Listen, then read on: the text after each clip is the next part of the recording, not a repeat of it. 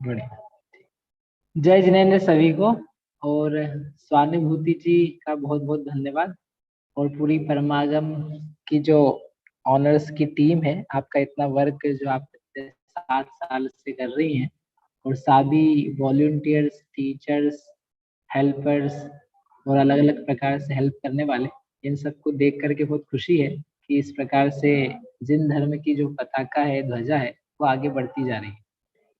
तो मैं अपना टॉपिक चालू करता हूँ। मुझे अर्पित जी ने कांटेक्ट किया था कि आप यहाँ एक सेशन लें, और सेशन का नाम उन्होंने दिया कि फोमो वर्सेस जोमो।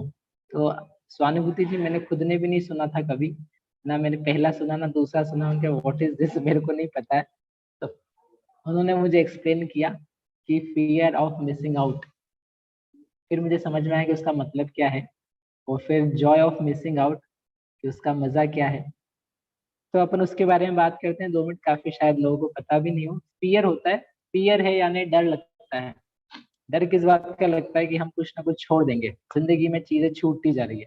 यद्यपि जब से हमने बचपन संभाला है और जब हम प्रवचन सुनते थे, तो ये बात आती थी लाइफ के एंड के लिए, कि जब व्यक्ति मर रहा है, मरते समय उसको लग रहा है कि अब मेरे से सभी छूटा जा रहा है। अब मेरी जिंदगी छूट रही है, पैसा छूट रहा है, मकान छूट रहा है, पत्नी बच्चे धन संपत्ति जो जो कमाया सब छूटे जा रहा है, तो उस समय भयंकर पीड़ा होती है। लेकिन आजकल की जो पीड़ा है, उसका टाइम बदल गया है। अब ये जो पीड़ा है, ये मरते समय की पीड़ा नहीं है, ये पहले से ही चालू होना चालू हुई। क्योंकि हमको निरंतर इस बात की चिंता सता रही कि इतनी सारी चीजें इस मार्केट में आ रही हैं, समाज में आ रही है, दुनिया में आ रही है, और सब इतने भागे चले जा रहे हैं कि जिसके कारण से ऐसा लगता है कि हमने नहीं किया तो हमारा कुछ ना कुछ तो जरूरी छूट जाएगा। जैसे पिक्चर्स हैं, मूवीज हैं, कॉन्सर्ट्स हैं, आपके पार्टीज हैं। अब यदि कोई जैन व्यक्ति है, मेरे जैसा आदमी है, तो हम कहीं पार्टी में नहीं जाते तो लोग बोलते हैं कि आप लोग तो बहुत मिस कर रहे हो। कोई जैन बच्चा है, वो रात्रि भोजन का त्यागी है या आलू प्याज नहीं खाता है, तो उसको उसके पेरेंट्स या उसके दादा दादी या आसपास के लोग बोलना चालू कर देते, तुमने अभी से क्यों छोड़ दिया है, तुम्हारा तो अभी टाइम नहीं है, तुम्हें अभी तो मजे लेने चाहिए।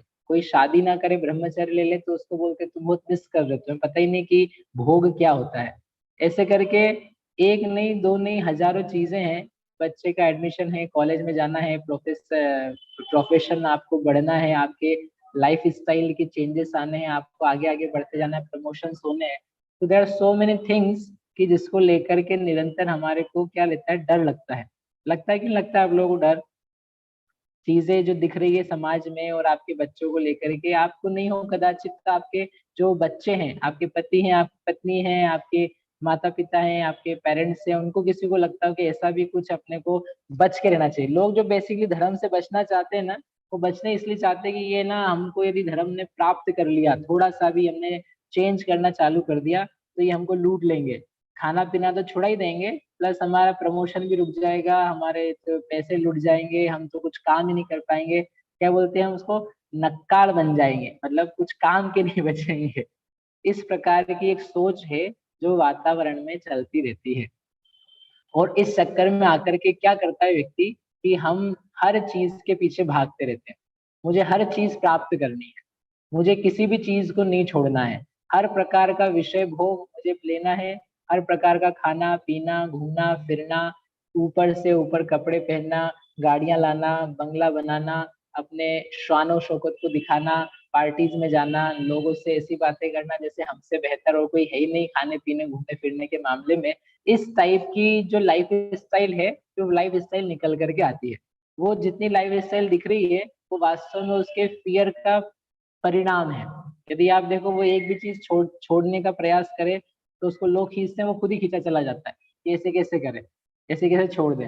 तो प्रश्न ये है कि हमको इतना ज्यादा दूसरी चीजों पे डिपेंडेंसी, भय, और उसका लोगों का जो व्यू है, उससे हम कितने ज्यादा प्रभावित हैं। हमें आपसे पूछना चाहते हैं कि आपको जो जो चीजें चाहिए हैं जिंदगी में, वो आपको किसने सिखाई? Who tells you what you need?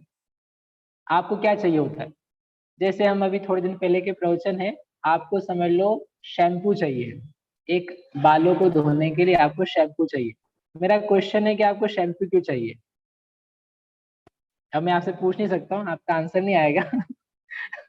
लेकिन आप सोचो आपको शैम्पू क्यों चाहिए, अभी बहुत सिंपल सी बात है, हमको नहाना है, हमको बाल धोने, तो उसके लिए शैम्पू चाहिए। अच्छा, तो जब शैम्पू नहीं होता था तब लोग क्या करते थे, नहाते नहीं थे, गंजे हो जाते थे, उनके तो बाल रहते ही नहीं थे ना, बिल्कुल बकवास रहते होंगे।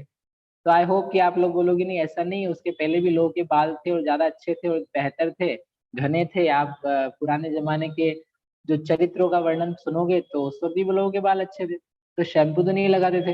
तो आपको शैम्पू क्यों लगाना है?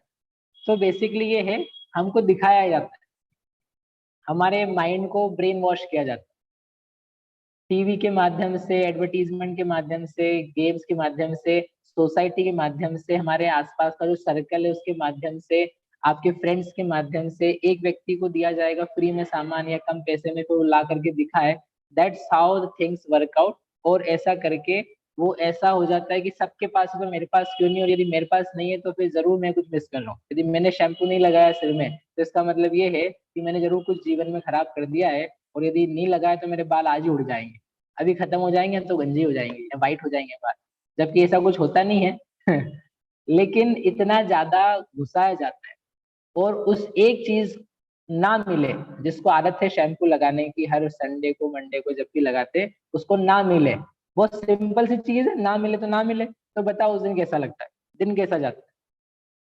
दिन में ऐसा कुछ कमी लगती रहती है, कुछ कमी है, आज मैंने ठीक से नहीं किया है, कुछ तो गड़बड़ हो गया है, कुछ तो प्रॉब्लम है, जबकि कुछ भी प्रॉब्लम नहीं है। ऑनेस्टली देखा जाए देयर इज नथिंग रॉन्ग। आप आसपास कहीं भी जाओ तो लोग आपको टोकेंगे भी नहीं, फिर भी आपको लगता रहेगा, तो आप उनकी निगाह में देखते रहते हो कि ये लोग मुझे कुछ अलग सा देख रहे हैं। आपकी निगाह में जो होता है वो दूसरे की निगाह में होता है, आप जैसा अपने आप को देखते हो वैसा दूसरे की निगाह में दिखने लगता है। तो हम डरे रहते हैं, हम भयभीत रहते हैं, तो उसके कारण से वो सारा का सारा डर सामने दिखता है, और वो फिर हमारे सिर पे चढ़ते हैं, फिर वो हमको चिढ़ाते हैं, वो हमको बनाते हैं, और हमको लगता है वास्तव में हम लोग बहुत सारी चीजें मिस कर रहे हैं, हम बहुत सारी चीजें मिस कर रहे हैं, हमको ऐसा मिस नहीं करना चाहिए। तो बेसिकली पॉइंट ये है कि जितनी चीजें हम चाहते हैं, कर रहे हैं, घूम रहे हैं, खा रहे हैं, पी रहे हैं, जो जो चाहते हैं लाइफ में, वो आपको क्यों चाहिए है, उसका लॉजिक क्या है, उसके पीछे आपका रीजन क्या है, उसके पीछे आपकी सोच किसने बनाई है, किस व्यक्ति ने आपके सिर में उस कॉन्सेप्ट को डाला है, और जिसने डाला है उसने क्यों डाला है, उसका क्या पर्पस था। टीवी वाले ने शैम्पू बेचा है बिकॉज उसको पैसा चाहिए था, उसको अपना बिजनेस चलाना है, तो वो अपने प्रॉफिट मेकिंग के लिए वो कॉन्सेप्ट को पुश कर रहा है। तो हम क्या इतने मूर्ख हैं कि उसके पैसा कमाने के चक्कर में हम अपने फियर को बढ़ाएं और चीजों की आवश्यकता को बढ़ाएं और अपने आप को खराब करें। पार्टीज इसलिए बढ़ रही है क्योंकि पार्टीज का जो फोकस है, मतलब उनमें जो प्रेजेंटेशन है, मार्केटिंग है, उन लोगों ने बढ़ाई है ताकि उनकी चीजें बिके। तो हम क्या इतने मूर्ख होंगे कि हम उसके कारण से अपनी लाइफ खराब करें? तो ये पॉइंट्स हैं बेसिकली सोचने के लिए, who is brain washing you. जो भय है, वो भय पैदा होने के पीछे आपका ब्रेन, हमारा ब्रेन खराब कर रहे हैं, दिमाग खराब कर रहे हैं, उसके पीछे कौन लोग हैं, क्या कर रहे हैं, क्यों कर रहे हैं वो, समझ में आया? फिर ये जितनी भी चीजें आप बोलो कि भैया वो तो सब ठीक है, अब हमारा ब्रेन वॉश तो हो ही चुका है, हमको तो वही पसंद आता है, तो मेरा अगला प्रश्न है कि इस चीज का अंत कब होगा, हम कब ऐसे हो जाएंगे कि हम फ्री हो जाएं, हमको फ्री लाइफ हो जाए। जैसा कि स्वानुभूति जी ने भी कहा था कि हमको शांति चाहिए, हमको कैसे भी करके शांति चाहिए, at the end of the day we want satisfaction. तो वो सेटिस्फेक्शन, पीस है, शांति है, तो वो हमको आएगी कैसे? और यदि एक के बाद एक के बाद एक चीजें लगी जा रही है, तो हमारा जो डर है, भय है, वो कैसे खत्म होगा? प्यास कैसे बुझेगी? हम दौड़े जा रहे हैं, पानी पिए जा रहे हैं, लेकिन पीने पर भी जो प्यास जहां पर थी वहीं की वहीं बनी हुई है। Even we are getting more thirsty, जैसे कि ठंडा पानी होता है, ठंडे पानी को आप पियोगे तो पीने पर आपकी प्यास नहीं बुझती है, प्यास और बढ़ती है। यदि आपको प्यास बुझानी है तो आपको सामान्य पानी या गर्म पानी पीने की जरूरत है, उसके बिना प्यास नहीं बुझ सकती है, प्यास बढ़ेगी। ठंडा पानी नेचर में इस टाइप का होता है। तो मेरा ये प्रश्न है यहाँ पर कि ये चीजें एंड कब होने वाली? जो मुझे प्रमोशंस को लेकर के, सोसाइटी को लेकर के, फ्रेंड्स को लेकर के, कपड़ों को लेकर के, सारे पांच इंद्रिय के विषय भोग और चार कषाय हैं, इनको लेकर के जो कोई मेरे व्यूज हैं, जो मैं आगे बढ़ता रहना चाहता हूँ, छूट ना जाए भावना रहती है, तो ये खत्म कब होगी? आचार्य गुणभद्र स्वामी ने आत्मानुशासन में एक बहुत सुंदर श्लोक लिखा है, और वो यहाँ पर बिल्कुल परफेक्ट बैठता है। आशा गढ़ता प्रति प्राणी यस्मिन् विश्वमणुपमम् तस्य कियत् किम आयाति वृथा ही विषयिशिता। इसका अर्थ है, आपने कई लोगों ने सुना भी होगा कि जो आशा रूपी गड्ढा है, इच्छा रूपी गड्ढा है, वह हर प्राणी में बहुत बड़ा है। इतना बड़ा है कि उसमें सारा का सारा विश्व डाल दिया जाए, विश्व के सारे सामान डाल दिए जाए, तो भी वो कैसे हैं, एक अणु के समान है, एक बिंदु के समान है। और फिर लेने वाले लोग तो इतने सारे हैं, तो एक एक व्यक्ति के हाथ में, एक एक व्यक्ति के झोले में कितना सामान आ सकेगा। तो अंत में उन्होंने निष्कर्ष दिया, जो कि बहुत सुंदर और मार्मिक है, वृथा ही विषयिशिता। इसलिए हे जीवो, जो विषयों की ऐशिता यानी इच्छा है, वांछा है, अभिलाषा है, वो वास्तव में क्या है, वृथा है। वृथा वर्ड समझते आप, बिल्कुल वेस्ट है, यूजलेस है। क्योंकि हम जितना चाहें और जितना भोगना चाहें, जितना प्राप्त करना चाहें और उसके पीछे घूमते रहे, डर डर के सही, अपने डर को निकालने के लिए सही, उन सारी चीजों में क्या हो रहा है कि प्राप्त पूरी नहीं होने वाली है। डर जो है वो कभी कम नहीं होने वाला है, क्योंकि आपके सामने हमेशा एक आगे की लाइन लगी हुई है। मेरे पिताजी मुझे बचपन में एक एग्जाम्पल देते थे कि जैसे हम साइकिल चलाते थे या टू व्हीलर चलाते थे, तो चलाते, और जब हम यंग रहते हैं तो ऐसा लगता है कि मुझे आगे आगे जाना है, सबसे आगे जाना है। तो आगे जाना है तो हम क्या करते हैं, एक गाड़ी को छोड़ के दूसरी गाड़ी पे आगे चले जाते हैं। फिर दूसरी गाड़ी होती है, उसके भी और आगे जाते हैं, फिर उसके भी और आगे जाते हैं। ऐसे करते करते क्या करते हैं, वो रेस कब खत्म होती है, जब अपन सड़क पे चलते हुए 2 3 4 किलोमीटर का आपका जर्नी है, सफर है, वो आप साइकिल या टू व्हीलर फोर व्हीलर चलाते समय कर रहे हैं, तो वो आप आगे आगे आगे होते जा रहे हैं। So at what point you reach कि अब इसके बाद में, अब मुझे किसी को भी आगे नहीं छोड़ना है, अब मैं सबसे आगे हूँ, अब मेरे आगे कोई भी नहीं है। क्या ऐसा कोई पॉइंट आता है, क्या ऐसे कोई समय आता है? और पता है क्या होता है ये कि मेरा जो जो डेस्टिनेशन था, वो डेस्टिनेशन था मेरा 8 किलोमीटर के बाद में, लेकिन उस दौड़ के चक्कर में मालूम पड़ा मेरा डेस्टिनेशन तो छूट गया पीछे, और अपन भागे जा रहे और क्या सोच रहे, अब मैं आगे हूँ, अब मैं आगे हूँ, अब मैं आगे हूँ, अब मैं आगे हूँ। और ऐसे करते करते गाड़ी में पेट्रोल खत्म हो गया, शरीर की शक्ति खत्म हो गई, और पूरा का पूरा टाइम जो था वहां पर फिनिश होकर के बोले अब क्या खड़े रास्ते में, पता नहीं किस जगह। तो सिमिलरली लाइफ क्या चल रही है कि एक एक करके इच्छाएं हमारी जो है भोगने की, उनको हम करते जा रहे हैं, आगे बढ़ते जा रहे हैं, मिलती भी जा रही है पुण्य के उदय से। और कुछ छूट ना जाए इसलिए टीवी भी देख ले, मोबाइल भी देख ले, मूवीज भी देख लें, वो सब करते करते आगे बढ़ते जा रहे हैं। लेकिन एंड का है, एक पॉइंट क्या है आपका, फाइनल रुकने का, ठहरने का बिंदु क्या है, कौन सी जगह पे अपन रुकेंगे? क्या अपन लोग कभी इस बात के बारे में विचार करते कि हम किस जगह रुक जाएंगे? एक दूसरा मैंने इसी को लेकर के पॉइंट नोट किया है, उन लोगों से मैं पूछता हूँ आने के बाद, जब पापों की बात होती है, कषाय की बात होती है, लाइफ की बात होती है, कि हम कितना नीचे गिरेंगे, हमारे नीचे गिरने का लेवल क्या है। नीचे गिरने के लेवल का मतलब है, जैसे पुराने लोग हैं हमारे, तो पुराने लोग से पूछें कि भाई बाजार में खाओगे, बोले हम खा लेंगे, तो क्या नॉनवेज होटल में खा लोगे? नहीं, नॉनवेज होटल में नहीं खाएंगे, हम खाएंगे यदि बाजार में तो वेज में खाएंगे। तो उन्होंने अपना एक लेवल बनाया गिरने का कि हम वेज होटल तक जाएंगे। उसके पहले के लोगों से पूछो थोड़ा और पुराने, तो भाई बाजार में खाओगे? बोले नहीं, बाजार में नहीं खाएंगे, केवल जैन भोजनालय कोई होगा तीर्थ यात्रा में उनका खाएंगे, बाकी किसी होटल में नहीं खाएंगे, बोले वेज हो कि नॉन वेज। तो उनके गिरने का एक लेवल था कि हम यहाँ तक गिरेंगे। उसके और पुराने लोगों के पास जाओ तो बोले क्यों भाई बाजार में खाओगे, जैन के भात का खाओगे? बोले नहीं, हम घर का ही खाएंगे, हम घर के अलावा कहीं का खाते ही नहीं है। तो उनका एक लेवल था कि हम तो घर में ही खा सकते हैं, इसके अलावा कहीं नहीं खा सकते। और पुराने लोगों के पास जाओगे, भाई घर में खाओगे, बोले खाएंगे सही घर में, लेकिन हम कैसा खाएंगे, हम केवल मर्यादित खाएंगे, हम केवल लिमिटेड खाएंगे, 2 टाइम खाएंगे। तो ऐसे पीछे पीछे जाएंगे तो आपका एक लेवल आपको दिखाई देगा कि क्या झूठ का, क्या चोरी का, क्या कुशील का, क्या परिग्रह का, क्या भोगने का, सबने अपना एक लेवल डिसाइड किया था। मैं आप सब लोगों से बाद के लिए मेरा प्रश्न है, सोचने के लिए आप विचार करें कि हमारा लेवल क्या है, और हम अपने बच्चों का लेवल क्या देखना चाहते हैं, कि हम कितना नीचे गिर सकते हैं, हम अपनी कषायों में कितना नीचे गिर सकते हैं, हम अपने 5 इंद्रिय 5 पापों को लेकर के कितना नीचे गिर सकते हैं। हमारे पास आज ये दशा है कि हमारे बच्चे जो हैं वो शराब पीने को तैयार हैं, क्योंकि उनको प्रमोशन चाहिए, क्योंकि उनको ऐसा लगता है कि पार्टी में सब लोग पी रहे हो, मैंने नहीं पिया तो मेरा क्या होगा, सब लोग नॉनवेज होटल में जा रहे हो, मैंने नहीं खाया तो मेरा क्या होगा, मैंने यदि साथ में सिगरेट नहीं पी बॉस के साथ में तो मेरे प्रमोशन का क्या होगा, मेरे इतनी सारी चीजें, मेरे फ्रेंड्स मुझे क्या बोलेंगे, 31st को यदि हमने नाइट आउट नहीं किया, ऐसी ऐसी गंदी बातें कि मैं बोलूंगा भी नहीं यहाँ पर अभी तो, कि क्या क्या लोग सोच रहे कर रहे हैं। तो विचार बस ये आता है कि हमने क्या एक लेवल नक्की किया है क्या, कि हम कहाँ तक नीचे जा सकते हैं।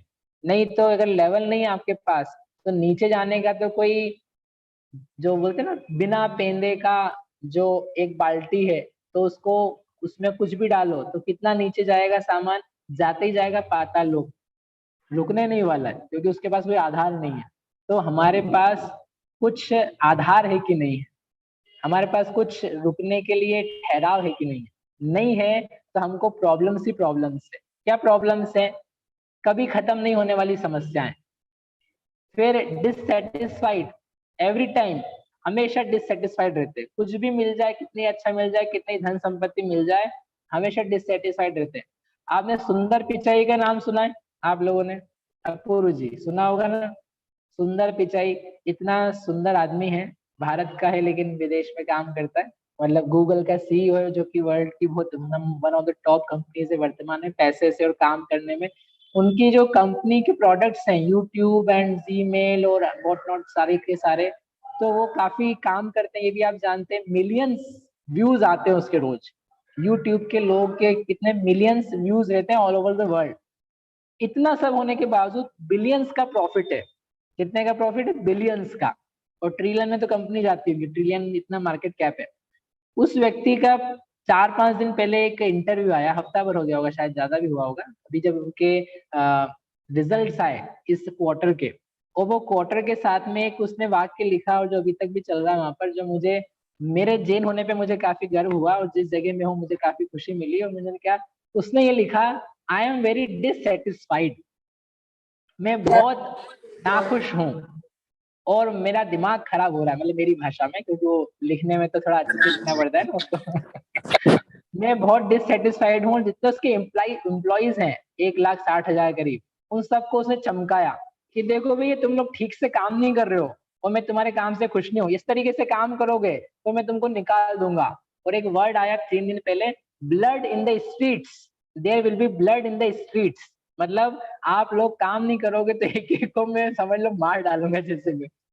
आई वॉज सो सरप्राइज, इतना बड़ा आदमी जिसको लोग समझते यूट्यूब इतनी बड़ी कंपनी है और इतना काम चलाती है, और इतना अच्छा आदमी है और इतनी टेक्नोलॉजी जानता है, इतना बुद्धिमान है और क्या क्या नई इन्वेंशन कर रहे हैं, बट लुक एट हिम, उसको देखो आप, ये मैंने मन से नहीं बोला है, आप ऑनलाइन जाओगे अभी आपको मिल जाएगा, कि वो बोल रहा है मैं असंतुष्ट हूँ।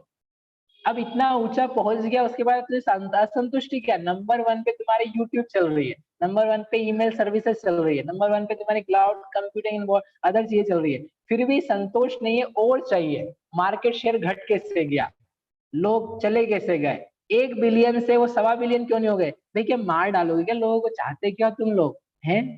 What do you want from our, मतलब कहने के लिए बोलते हैं कि नहीं नहीं हम सब बच्चों के लिए और बड़ों के लिए ध्यान से बना रहे हैं और ऐसा कर रहे हैं, लेकिन आपके स्टेटमेंट्स कैसे गंदे हैं।